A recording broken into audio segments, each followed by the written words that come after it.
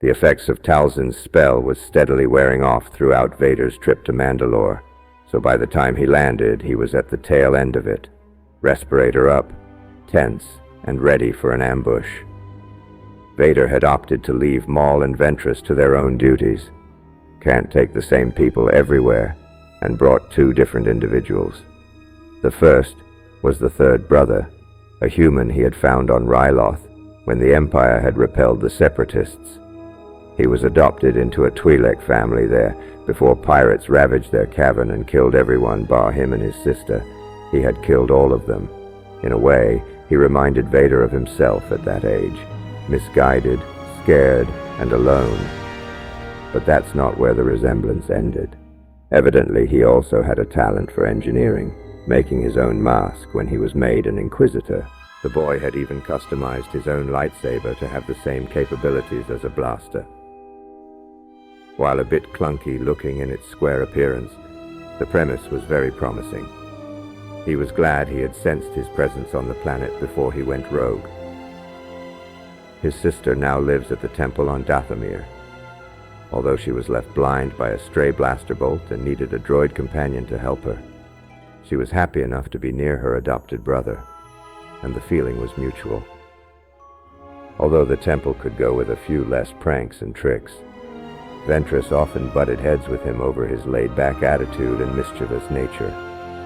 Many acolytes quickly found out that the third brother had a very special affinity for mind tricks. The second individual was equally as promising, the fifth brother. This one bore a deeper resemblance to Vader than even he cared to admit. Born as a slave alongside his mother, where they both lived a life of cruelty and punishment. A life where his mother died after one too many of those punishments. He managed to escape, which is when he was picked up by a low-level bounty hunter by the name of Daniel Cross, who trained him in the basics of combat and weaponry, the boy's affinity for the Force giving him a natural edge. Unfortunately, one of Cross's jobs was caught in the crossfire of a Republic separatist. Skirmish.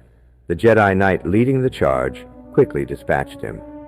The Jedi, having sensed the fledgling hunter's presence in the Force, attempted to recruit him into the Order, although that effort was futile for two reasons. The first was the boy's advanced age. If Anakin was only barely accepted at the age of 8, then someone old enough to fly a starship had no chance. The second was that the Hoy had found he had acquired a very strong distaste for Jedi. Hearing rumors of the Empire's presence in the galaxy, he quickly found himself rising through the ranks of the students before graduating as an inquisitor. His experience as a bounty hunter left very little to be desired for his combat ability, proving himself to be a ruthless and opportunistic fighter in the face of challenges. The combined skills of these inquisitors would prove essential in dealing with any rogue Mandalorians that thought crossing the Sith Empire was smart. A Mandalorian greets them as they exit their ship. "The Duchess awaits you, Lord Vader." I'd be disappointed if she wasn't.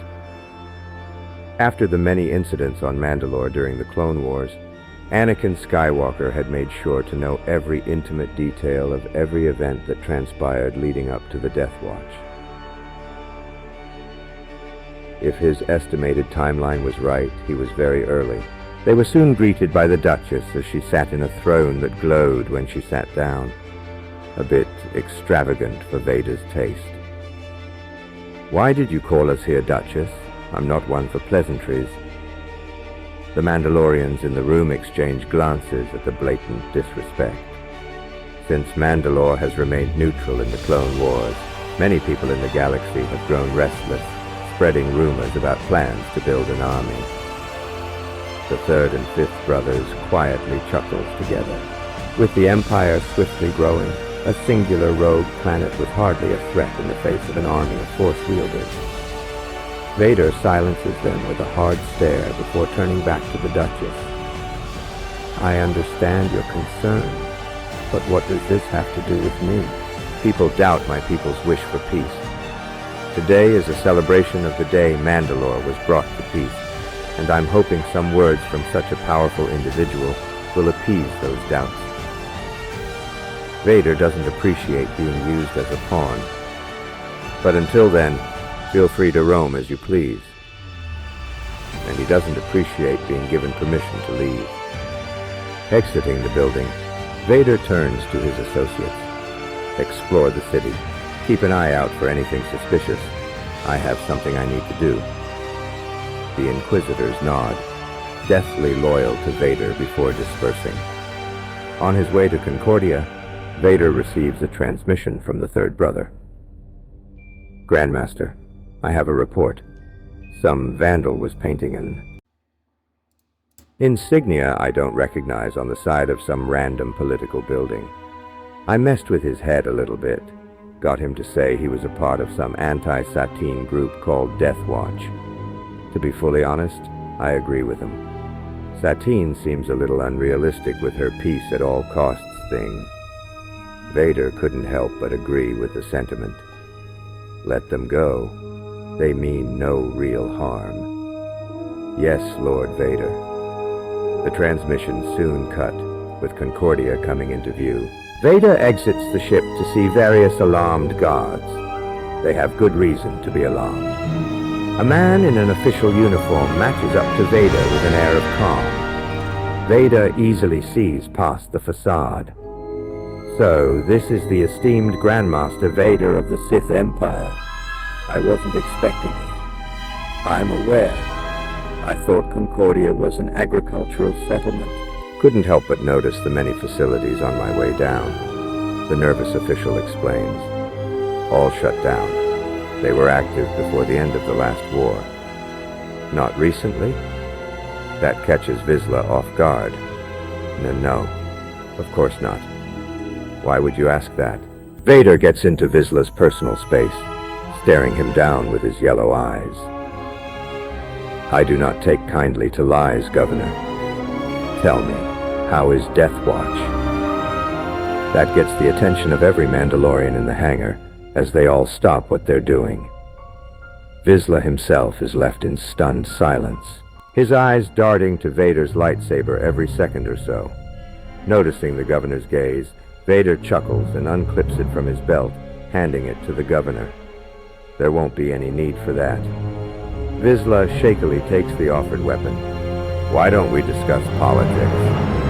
That shakes Vizsla from his shock, his peaceful tone shifting to one of suspicious intrigue. What kind of politics? Vizsla, now dressed in Mandalorian armor, sits across from Vader.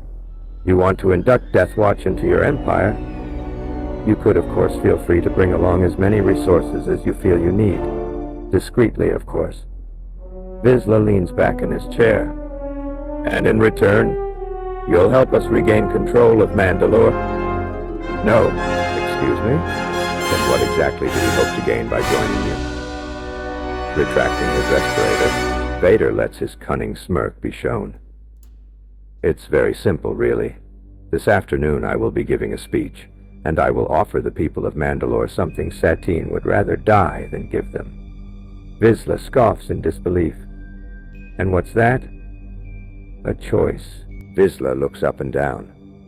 Keep talking. Vader is happy to oblige. In my empire, you will be free to embrace your warrior culture to your heart's content, as long as you are loyal. Any Force sensitives among your ranks will receive training. You will be given resources and freedoms.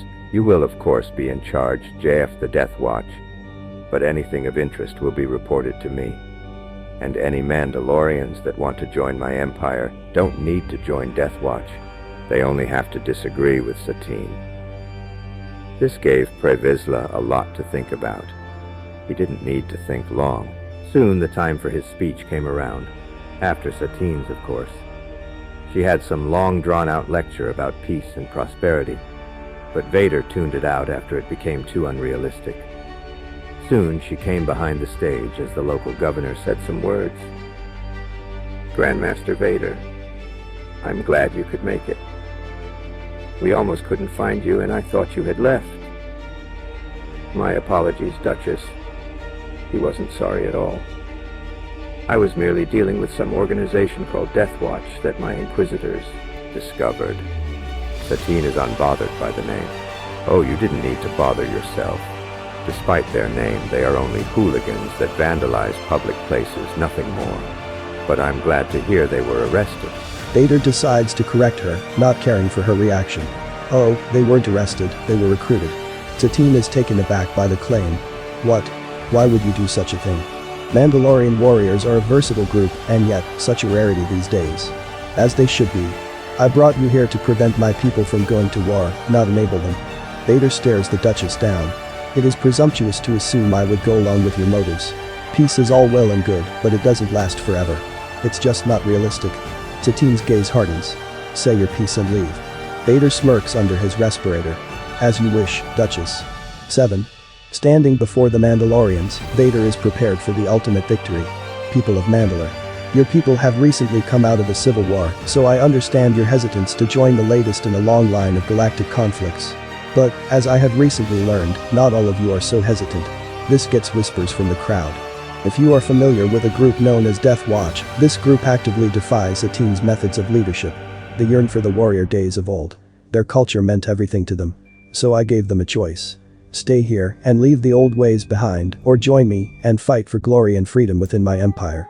Not glory for Mandalore, but glory for themselves and those like them. I now give that same choice to you. Whether you wish to live peacefully or fight for the freedom of all sentient beings, you will always be welcome. The Death Watch have already made their choice. What is yours? Various Mandalorians wearing the armor if their respective clans land on the stage near Darth Vader, the one at their head taking off his helmet to reveal Pre Vizsla. Whatever your choice may be, you will always be free to make it. Now if you'll excuse me, I believe I have overstayed my welcome. Marching away with warriors in tow, Vizsla turns to a stunned Satine with cold eyes as he puts his helmet back on. Consider this my formal resignation as governor.